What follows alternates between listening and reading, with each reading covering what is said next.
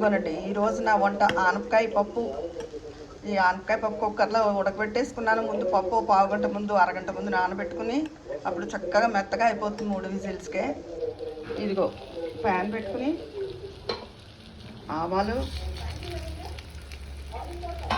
జీలకర్ర, మినప్పప్పు, ఇంగువ, ఎండుమిర్చి పోపు వేగిపోయిందండి. కరివేపాకు వేసిస్తాను. ఇందులో కొంచెం ఇంగువ ఎక్కువ వేసుకుంటే చాలా రుచిగా ఉంటుంది పప్పు. ఈ రోజంతా చాలా సింపుల్ వంట అండి. ఇదిగో సింపుల్గా పప్పు ఆనపకాయ, ఇదిగో దొండకాయ ఫ్రై వేగుతోంది. ఒక్క 10 నిమిషాల్లో అయిపోతుంది. దొండకాయ వేగిపోయిందండి. చాలా లేతగా ఉన్నాయి దొండకాయలు. కారం వేసేస్తాను, జీలకర్ర వేసాను. ఇదిగోనండి దొండకాయ వేపుడు అయిపోయింది.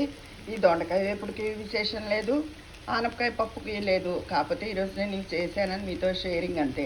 దొండకాయకి ముందు ముక్కలు వేసేసుకున్నాక తగినంత ఉప్పు, చిటికెడు పసుపు వేసి మూత పెట్టుకుంటే తొందరగా మగ్గుతాయండి. కొంచెం మెత్తబడ్డాక ముక్క అప్పుడు మూత తీసేసుకోవచ్చు.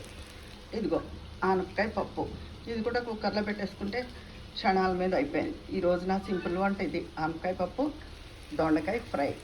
ఉంటాను.